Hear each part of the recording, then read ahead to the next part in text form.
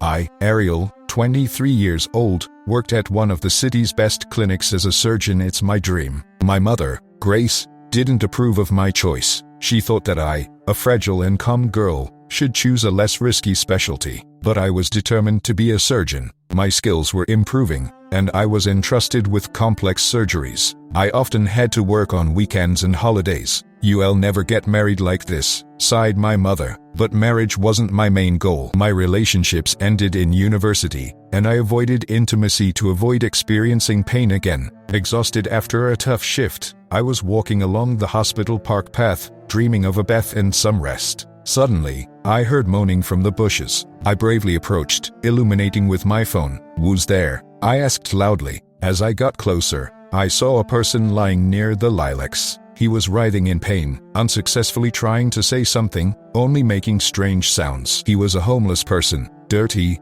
dressed in rags, with a neglected appearance. I tried to convince myself that he might be drunk, but I was unsettled by such thoughts. As a doctor, it was clear to me that he urgently needed help. "Are you okay?" I asked and sat down next to him. He looked at me in pain and despair and just groaned again. I gently touched him. Surgery was inevitable, appendicitis or even peritonitis. I urgently called the paramedics despite objections from the receptionist. The paramedics reluctantly agreed, but in the emergency room, they were shocked. The doctor refused to operate on the homeless man. "I'll handle it," I smiled, instructing them to prepare him for surgery. The doctor tried to send me home, but I insisted on surgery. He argued that a homeless man didn't belong there, but I disagreed. "He has peritonitis, he urgently needs help," I replied. Despite objections, they brought him to the operating room for treatment. The female attendants reluctantly assisted me. The attendants understood on a human level that I was right, but what would the chief physician say about it? The chief, George, had already left the clinic, but he would find out tomorrow. "Girls, I take full responsibility," I said, seeing doubt in the attendant's eyes. "Let's hurry, clean him up. I'm going to the OR." Old anesthesiologist Charlie silently supported my action. He approved but warned of possible trouble with the chief physician. The operation was successful, although not without difficulties. "You made the right decision, Ariel," said Charlie, "but be prepared. They'll call you to the authorities tomorrow," he cautioned. "Isn't our chief, George, a human being after all?" I shrugged. "He's primarily a compassionate human being." After the conversation,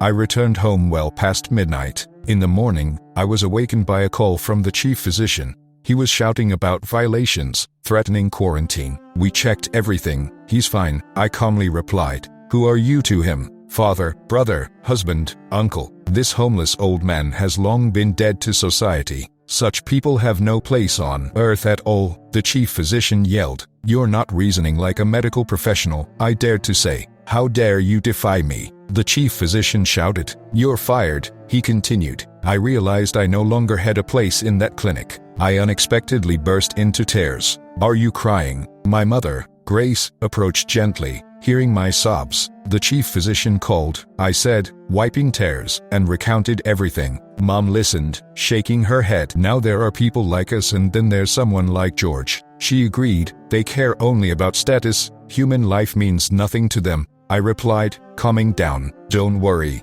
You did the right thing. Someone up there will notice it someday." Mom hugged me. "It'll count," I smiled sadly. "Now I'm unemployed. How do I go on?" I worried. "Forget them," said Mom. "You'll become a pharmaceutical representative. They earn well." "I'm a surgeon, Mom. I'm used to saving lives, not selling drugs, but maybe you're right." "Okay, let's see," I agreed. Meanwhile, George had already called other clinics, warning them of my unsuitability for work, and then there was a knock on his office door. An anxious secretary rushed in. "George, the inspection team is here," she whispered. "I just got a call from the health ministry. They're already here." "Oh, damn," George exclaimed. "That's it, they're here." "Where is that homeless man?" "The ambulance is still waiting," replied the secretary. "When will it arrive?" "If anything, just get rid of him," the chief physician yelled. "The inspection's here, and there's a homeless man lying around, undocumented and without paperwork. Take him to the far end of the park. Let the ambulance pick him up." When the health ministry officials were leaving, the unfortunate patient was already being taken out of the clinic. They had already passed by, but one man asked, "Where are they taking the sick person?" "The ambulance will arrive soon," confidently replied George. They performed an urgent operation on him, and now he's being sent for treatment. The health ministry man glanced out the window and noticed the ambulance. He had walked past the patient, but suddenly froze. "Dead," exclaimed the man and rushed to the homeless person. "Is that you?"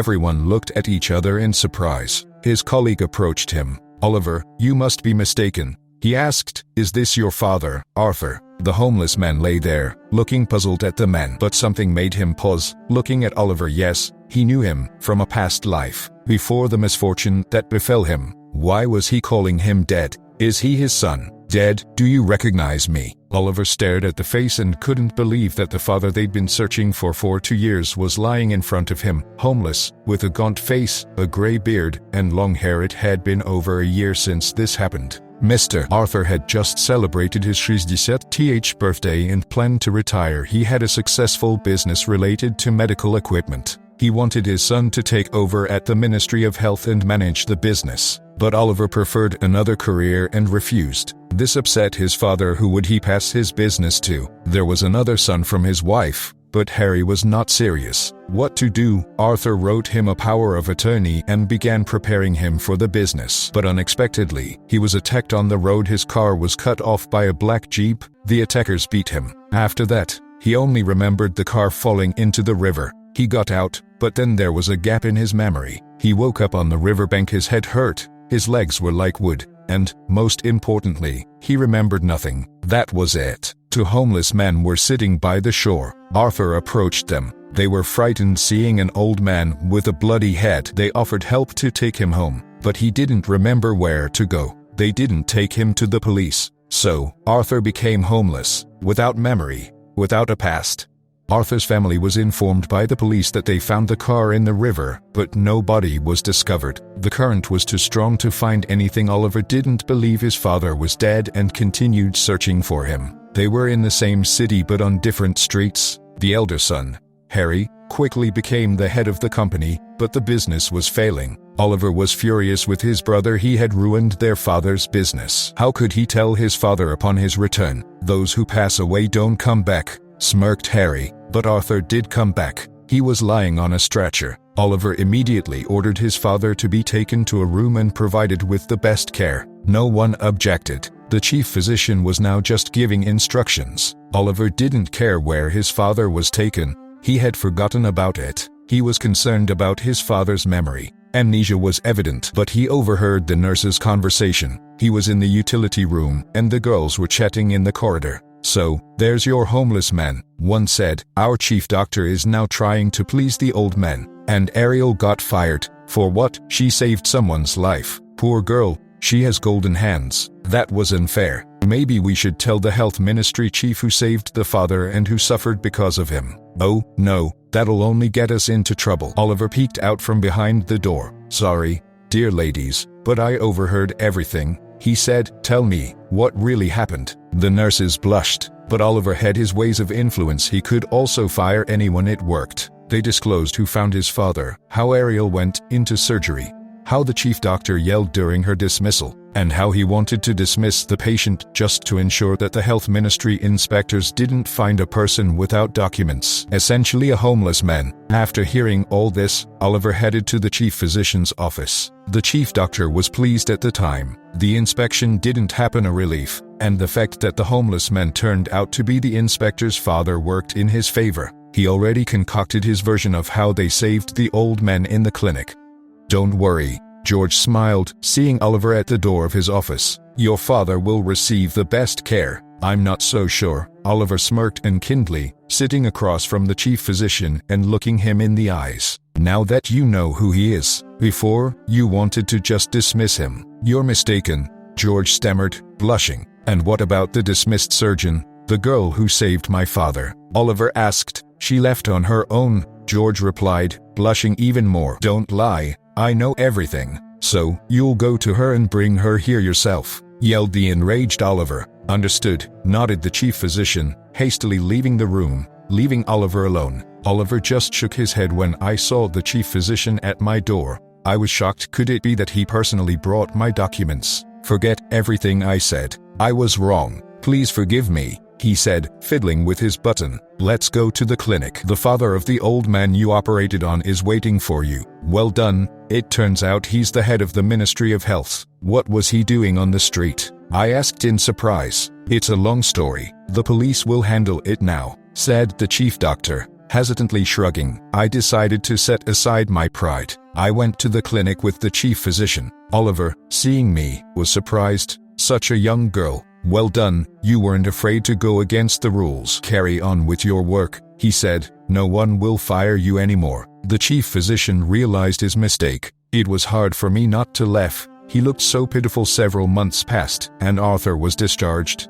I worked at a clinic, and the story quietly faded into the past. But rumors spread in the city. Apparently, the police found out that in the attempt on the old businessman Arthur, his adopted son Harry was guilty. He was the mastermind behind it. Arthur's memory returned. The business took a backseat. Now he awaits regular old age with his caring son. Later, it turned out that Arthur received a suspended sentence thanks to a lawyer hired by Oliver at his father's request. Oliver still felt sorry for Arthur. After the trial, he left the city and stopped communicating with his family. Later, the clinic was audited, revealing that the chief physician embezzled state funds. George was sentenced, receiving a suspended sentence. Now he doesn't think about morality, staying at home, deprived of medical practice. I continue to work as a surgeon, but now after work, I don't rush to my mom, but to a date. I'm dating Oliver, and soon we'll have a wedding. Oliver is slightly older than me, but love conquers all, and age doesn't matter here. Let's get 1000 subscribers on this channel. Love you.